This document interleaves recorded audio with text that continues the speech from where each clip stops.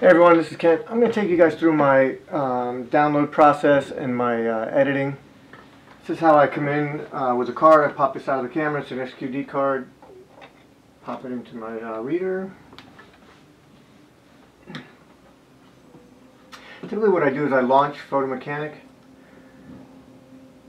and I do an ingest of all these images. So if you come up here, you'll see under File it says Ingest. Pop that on. Here you have a whole bunch of parameters. I select the camera, select the location. I'm going to go on this drive. I'm going to go in here. 2022. This was Maine. Let's pop that in there. Select OK. And then down here, this will change all the files as they're coming in.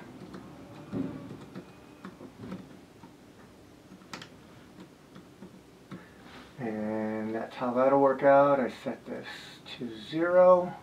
Here's the IPTC. Enter that information in there. In here in keywords, I keep adding all my keywords.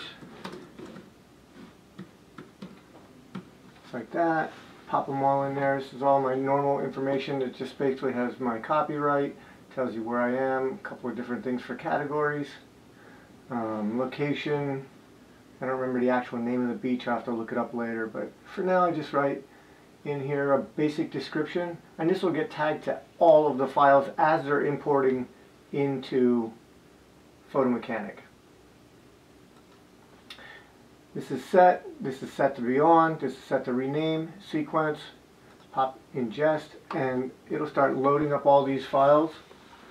These are D850 files at full resolution, so they're pretty big. You can still see how quickly it comes in from the card. It's doing roughly 6 or 8 at a time, which is pretty quick. It's renaming them, changing all the metadata, and loading them in all at the same time. When I'm out doing an event and I'm shooting 1,000 images, this is super helpful. I'm also usually not shooting at that higher resolution either, so they're coming in a whole lot faster. But as you can see, it tags the date and my information right on every file as it's loading, which is pretty helpful. Now, if I wanted to, I can start editing at this point. I just start rolling through them, and I can tag which ones I like, just to see, whatever the deal is. I did brackets on some of these because the camera was still set that way. Just hit the letter T, and puts a little check mark in the bottom down here. And then I just keep rolling to whichever ones I like.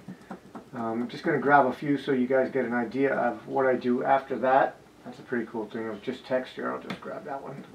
So as these are coming in, you can see all of the different things happening. Oh, here's some cool stuff with the surfer. Let's see if we can grab a shot of the surfer. That's actually pretty fun. Grab that one. Like I said, I kind of messed this up by leaving that on bracket, but that's alright. I like that one a lot. That one's pretty cool.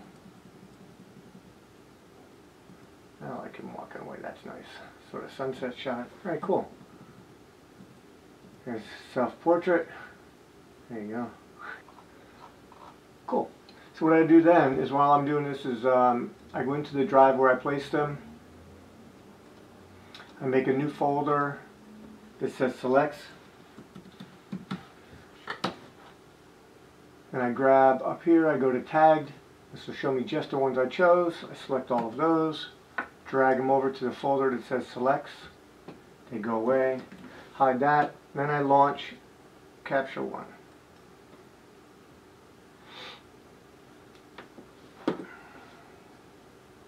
At this point I'll have several thousand pictures in there. This is just an untitled folder. I'm going to ditch that one. I'm going to open a new one, new session. I'm going to name it the same as the other one, 2019 2/22 Maine. I think that's exactly how I wrote it. We'll find out in a second. So I'll open that, and that should be right in the exact same spot as my other one. Hit the selects folder, and there's the selects. That's the only thing I'm loading into Capture One. I'm only loading in my selects. That way I don't have to build previews for every single file on the hard drive.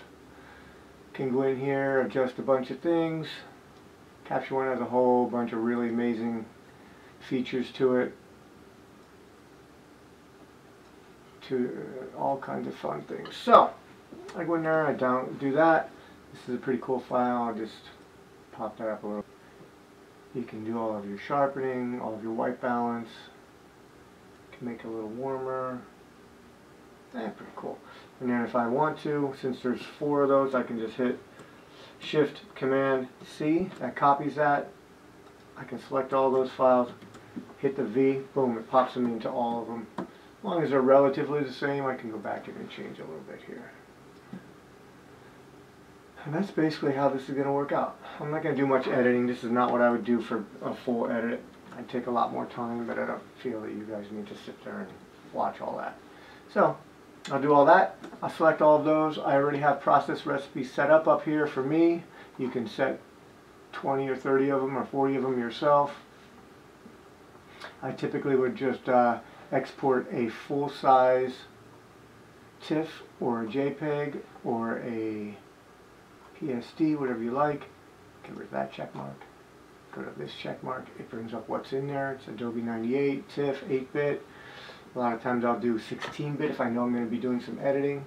So anyway, I do that, and then I hit Command D, and that brings up this little check mark down here, this little gear. That means these images are processing out into that same folder. Which if I show you, here's all those folders. Here's the one that says main. So what it did is, this is the files from the camera, all in there. And then just my selects are what we're working on right now, and they're going into the output folder. I'll take that output folder. If I was doing this for a job, I would do all the work in Capture One, export everything to the output folder. I would take that output folder and then I'd zip file that up, put that on the back end of my server, and deliver those files to the client. It's pretty simple, pretty easy. I use Photo Mechanic because it works through a lot of files way faster than just importing straight into Capture One, because I'm not going to use all those files. I'm only going to use a brief selection of those. So it doesn't really make a whole lot of sense for me to go through and import all of those into Capture One and have Capture One build previews. It takes longer. I already have all my metadata in it. Not that you can't do that in Capture One, because you can. The only difference is I just find that Photo Mechanic is very, very fast at this process for my selection. So that's how I'm doing it. I'm by no means a professional at either one of these softwares. I do the best I can, and I'm always learning something because all of you guys are doing something slightly different. This is just a workflow that works for me. Anyway, that's it for today. Hope you like it. If you have any questions, let me know, and I will catch you later.